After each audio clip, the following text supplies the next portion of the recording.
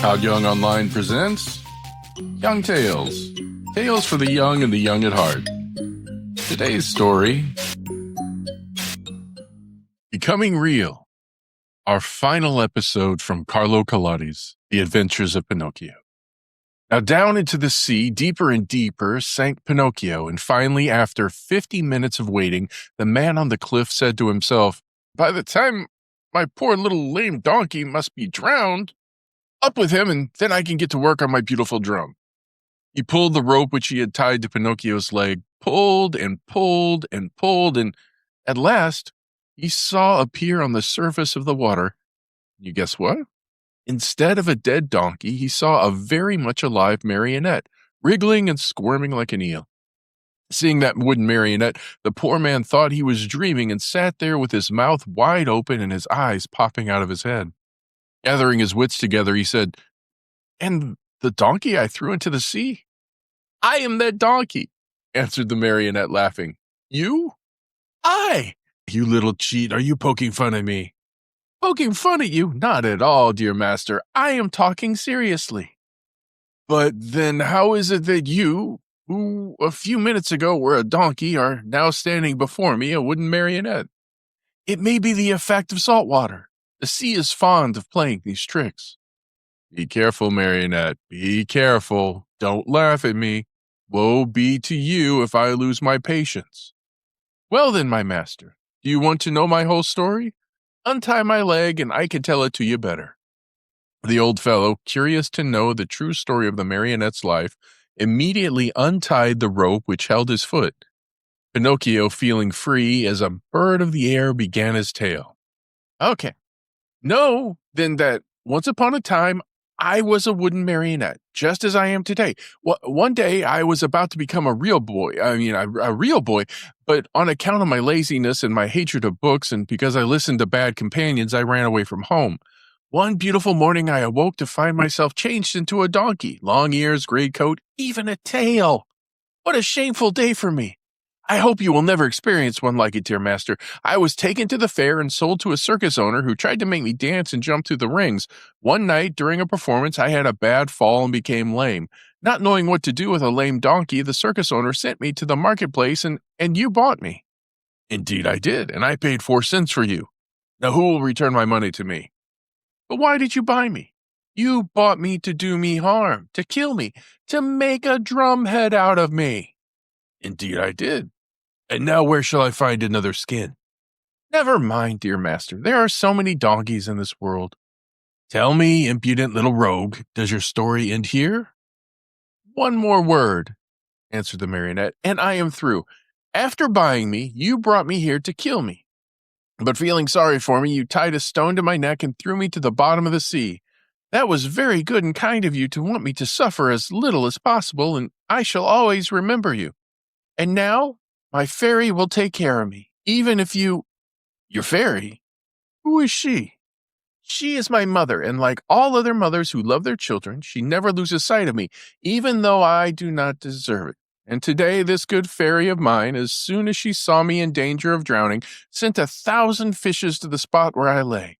They thought I was really a dead donkey and began to eat me. What great bites they took! One ate my ears, another my nose, a third my neck and my mane. Some went at my legs and some at my back, and among the others there was one tiny fish so gentle and polite that he did me the great favor of eating even my tail." "From now on," said the man, horrified, "I swear I shall never again taste fish. How I should enjoy opening a mullet or whitefish just to find there's a tail of a dead donkey." "I think as you do," answered the marionette, laughing. "Still, you must know that when the fish finished eating my donkey coat, which covered me from head to foot, they naturally came to the bones, or rather, in my case, to the wood, for, as you know, I am made of very hard wood. After the first few bites, those greedy fish found out that the wood was not good for their teeth, and, afraid of indigestion, they turned and ran here and there without saying goodbye or even as much as a thank you to me. Here, dear master, you have my story. You now know why you found a marionette and not a dead donkey when you pulled me out of the water." "I laugh at your story," cried the man angrily. "I know that I spent 4 cents to get you, and I want my money back." Do you know what I can do? I am going to take you to the market once more and sell you as dry firewood. Very well, sell me. I am satisfied, said Pinocchio, but as he spoke, he gave a quick leap and dived into the sea. Swimming away as fast as he could, he cried out laughing, Goodbye, master. If you ever need a skin for your drum, remember me. He swam on and on. After a while, he turned around again and called louder than before. Goodbye, master. If you ever need a piece of good dry firewood, remember me. In a few seconds, he had gone so far he could hardly be seen. All that could be seen of him was a very small black dot moving swiftly on the blue surface of the water. A little black dot which now and then lifted a leg or an arm high into the air. One would have thought that Pinocchio had turned into a porpoise playing in the sun. After swimming for a long time, Pinocchio saw a large rock in the middle of the sea, a rock as white as marble. High on the rock stood a little goat, bleating and calling and beckoning to the marionette to come to her. There was something very strange about that little goat. Her coat was not white or black or brown as that of any other goat, but azure, a deep, brilliant color that reminded one of the hair of the lovely maiden. Pinocchio's heart beat fast and then faster and faster. He redoubled his efforts and swam as hard as he could toward the white rock. He was almost halfway over when suddenly a horrible sea monster stuck its head out of the water. An enormous head with a huge mouth wide open, showing 3 rows of gleaming teeth, the mere sight of which would have filled you with fear. You know what that was? That sea monster was no other than the enormous shark which had often been mentioned in this story and by which, on account of its cruelty, had been nicknamed the Attila of the Sea by both fish and fishermen. Poor Pinocchio.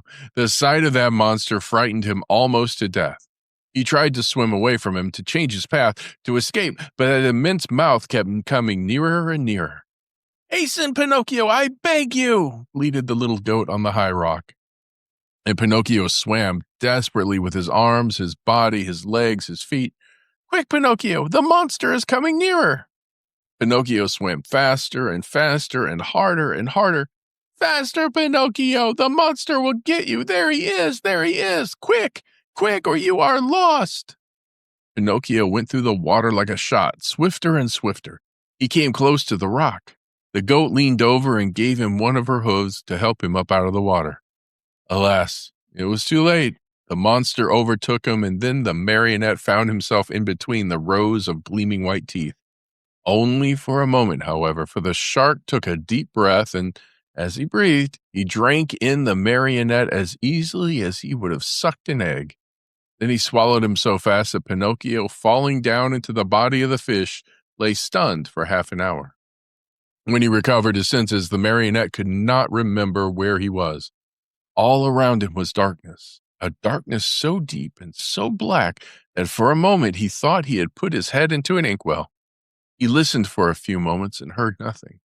Once in a while, a cold wind blew on his face. At first, he could not understand where that wind was coming from, but after a while, he understood that it came from the lungs of the monster. I forgot to tell you that the shark was suffering from asthma, so that whenever he breathed, a storm seemed to blow. Pinocchio at first tried to be brave, but as soon as he became convinced that he was really and truly in the shark's stomach, he burst into sobs and tears. Help! Help! He cried. Oh, poor me! Won't someone come to save me? Who is there to help you, unhappy boy? Said a rough voice like a guitar out of tune. Who is talking? Asked Pinocchio, frozen with terror. It is I, a poor tunny, swallowed by the shark at the same time as you. And what kind of fish are you? I have nothing to do with fishes. I am a marionette. If you are not a fish, why did you let this monster swallow you? I didn't let him. He chased me and swallowed me without even a by your leave. And now, what are we to do here in the dark? Wait until the shark has digested us both, I suppose. But I don't want to be digested, shouted Pinocchio, starting to sob. Neither do I, said the tunny. But I am wise enough to think that if one is born a fish, it is more dignified to die under the water than in the frying pan. What nonsense, cried Pinocchio. Mine is an opinion, replied the tunny, and opinions should be respected. But I want to get out of this place. I want to escape. Go if you can. Is this shark that has swallowed us very long?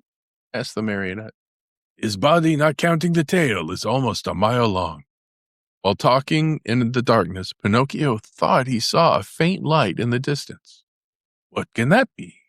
He said to the tunny. Some other poor fish waiting as patiently as we to be digested by the shark. I want to see him. Maybe he may be an old fish and may know some way of escape. I wish you all good luck, dear marionette. Goodbye, tunny. Goodbye, marionette, and good luck. When shall I see you again? Who knows? It's better not to think about it. Pinocchio, as soon as he had said goodbye to his good friend the tunny, tottered away in the darkness and began to walk as well as he could toward the faint light which glowed in the distance. As he walked, his feet splashed in a pool of greasy and slippery water, which had such a heavy smell of fish fried in oil that Pinocchio thought it was lint. The farther on he went, the brighter and clearer grew the tiny light. On and on he walked till finally he found, I give you 1,000 guesses, my dear children. He found a little table set for dinner and lighted by a candle stuck in a glass bottle. And near the table sat a little old man, white as snow, eating live fish.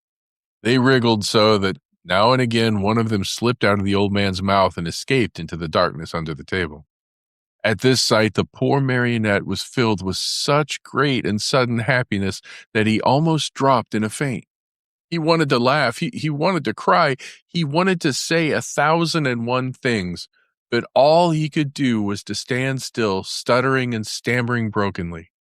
At last, with such a great effort, he was able to let out a scream of joy, and opening wide his arms, he threw them around the old man's neck. Oh, father, dear father, have I found you at last? Now I shall never, never leave you again. Are my eyes really telling me the truth? Answered the old man, rubbing his eyes. Are you really my own dear Pinocchio? Yes, it is I. Look at me. Have you forgiven me? Haven't you? Oh, my dear father, how good you are. And to think that but if you only knew how many misfortunes have fallen on my head and how many troubles I have had, just think that on the day you sold your old coat to buy me my ABC book so that I could go to school, I ran away to the marionette theater and the proprietor caught me and wanted to burn me and to cook his roast lamb. And he was the one who gave me the 5 gold pieces for you, but I met the fox and the cat who took me to the inn of the Red Lobster. There they ate like wolves, and I left the inn alone, and I met the assassins in the wood, and I ran, and they ran after me, and always after me, till they hanged me to the branch of a giant oak tree, and then the fairy of the Azure Hair sent the coach to rescue me, and the doctors, after looking at me, said, if he's not dead, then he is surely alive. And then I told a lie, and my nose began to grow, and it grew till it couldn't get through the door of the room. And then I went with the fox and the cat to the field of the wonders to bury the gold pieces. And the parrot laughed at me, and instead of 2,000 gold pieces, I found none. And when the judge heard I had been robbed, he sent me to jail to make the thieves happy. And when I came away, I saw a fine bunch of grapes hanging on a vine. The trap caught me, and the farmer put a collar on me and made me a watchdog. He found out I was innocent when I caught the weasels, and he let me go. And the serpent with the tail that smoked started to laugh, and a vein in his chest broke. So I went back to the fairy's house, and she was dead. And the pigeon, seeing me crying, said to me, I have seen your father building a boat to look out for you in the America. And I said to him, oh, if I only had wings. And he said to me, do you want to go to your father? And I said, perhaps, but how? And he said, get on my back and I'll take you there. And we flew all night long. And next morning, the fishermen were looking toward the sea, crying, but there is a poor little man drowning. And I knew it was you because my heart told me so. And I waved to you from the shore. I knew you also, put in Geppetto. And I wanted to go to you, but how could I? The sea was rough, and the whitecaps overturned the boat. Then a terrible shark came up out of the sea, and as soon as he saw me in the water, swam quickly toward me, put out his tongue, and swallowed me as easily as if I had been a chocolate peppermint. And how long have you been shut away in here? From that day to this, 2 long, weary years. 2 years, my Pinocchio, which has been like 2 centuries. And how have you lived? Where did you find the candle and the matches with which to light it? Where did you get those? You must know that in the storm which swamped my boat, a large ship also suffered the same fate. The sailors were all safe, but the ship went right to the bottom of the sea, and the same terrible shark that swallowed me swallowed most of it. What? A ship swallowed a ship? Said Pinocchio in astonishment. At one gulp. The only thing he spat out was the mainmast, for it stuck in his teeth. To my own good luck, the ship was loaded with meat, preserved foods, crackers, bread, bottles of wine, raisins, cheese, coffee, sugar, wax candles, and boxes of matches. With all these blessings, I have been able to live happily on for 2 whole years, but now I am at a very last crumbs. Today there is nothing left in the cupboard, and this candle you see here is the last one I have. And then?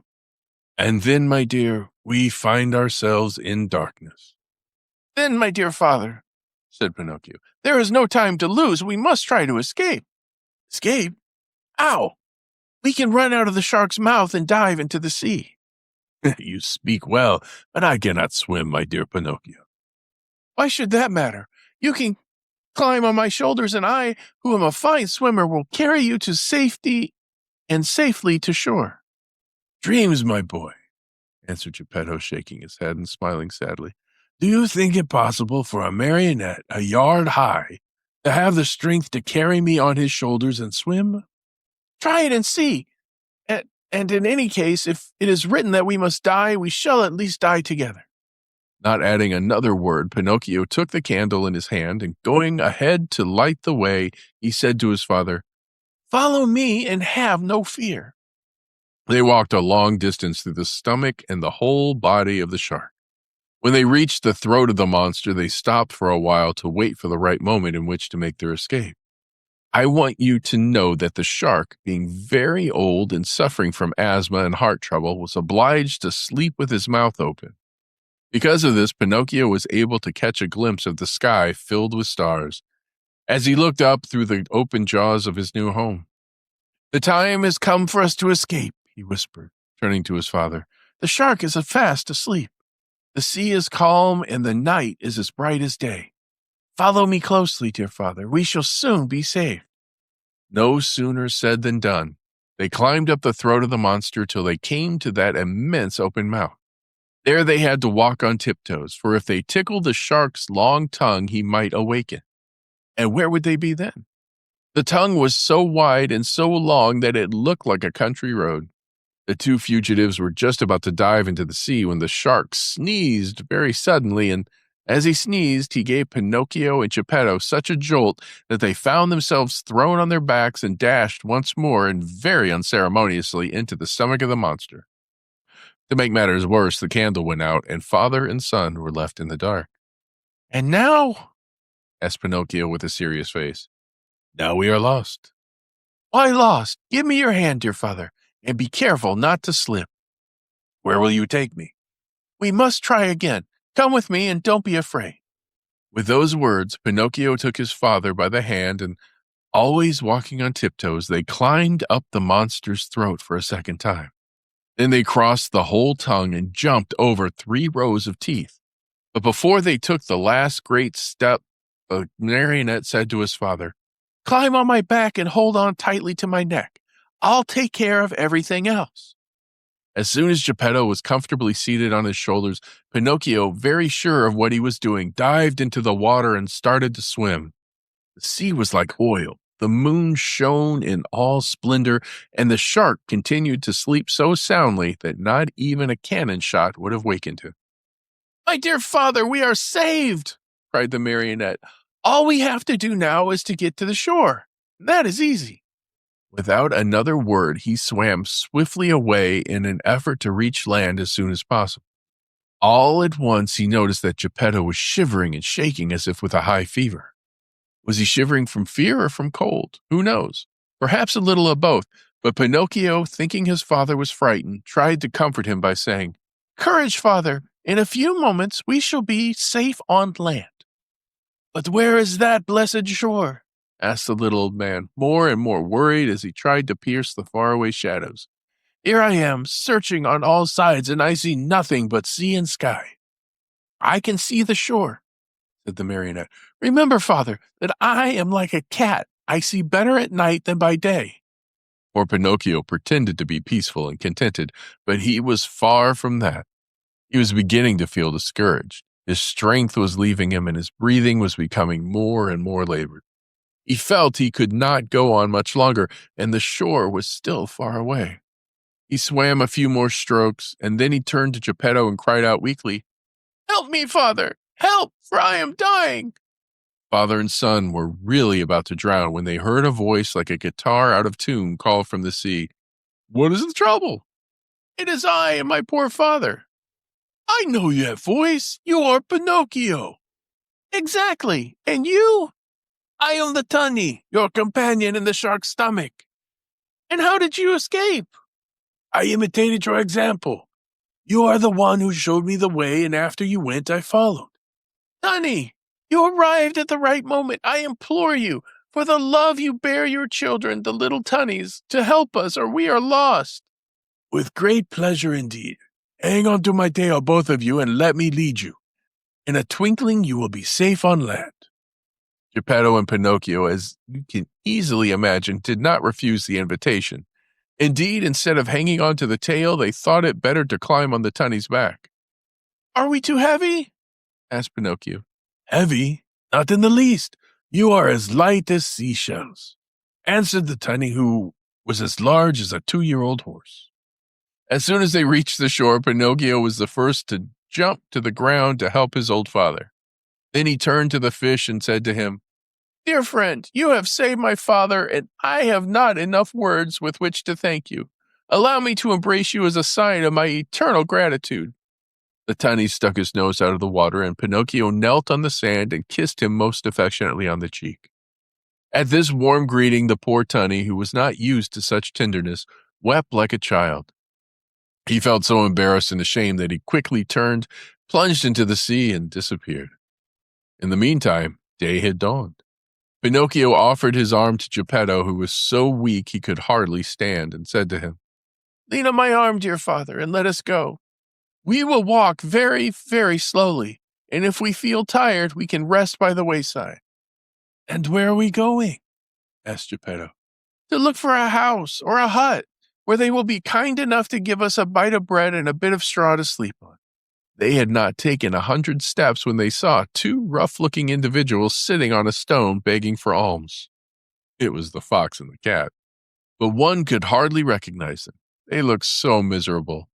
The cat, after pretending to be blind for so many years, had really lost the sight of both eyes. And the fox, old, thin, and almost hairless, had even lost his tail. That sly thief had fallen into deepest poverty, and one day he had been forced to sell his beautiful tail for a bite to eat.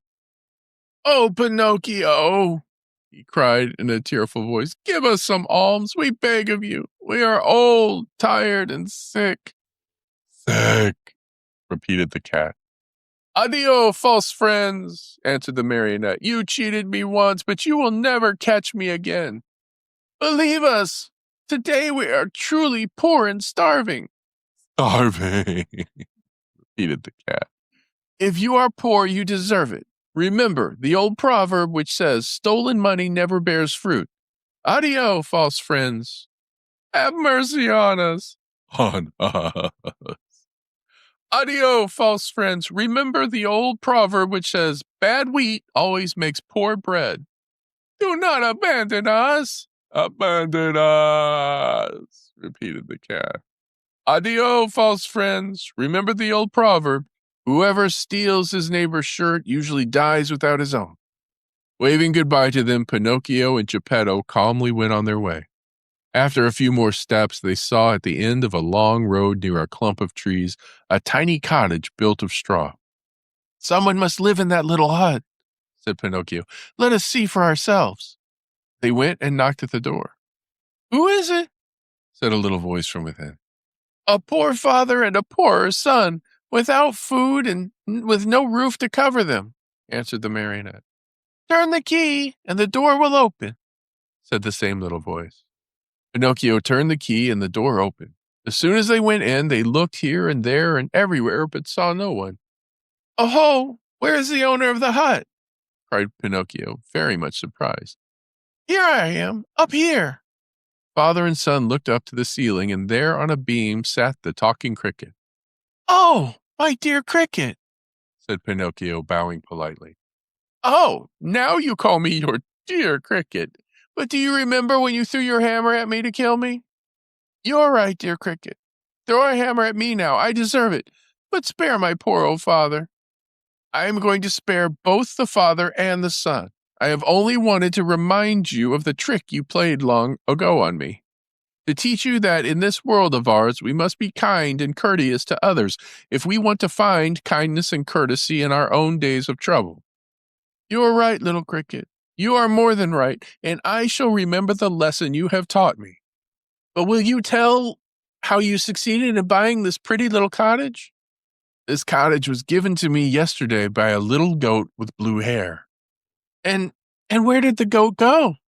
asked Pinocchio. "I don't know." "And when will she come back?" "She will never come back. Yesterday she went away bleeding sadly, and it seemed to me she said, 'Poor Pinocchio, I shall never see him again. The shark must have eaten him by this time.'" "Were those her real words? Then it was she. It was my dear little fairy," cried out Pinocchio, sobbing bitterly. After he had cried a long time, he wiped his eyes, and then he made a bed of straw for old Geppetto. He laid him on it and said to the talking cricket, "Tell me, little cricket, where shall I find a glass of milk for my poor father?" 3 fields away from here lives Farmer John. He has some cows. Go there and he will give you what you want." Pinocchio ran all the way to Farmer John's house. The farmer said to him, "How much milk do you want?" I want a full glass."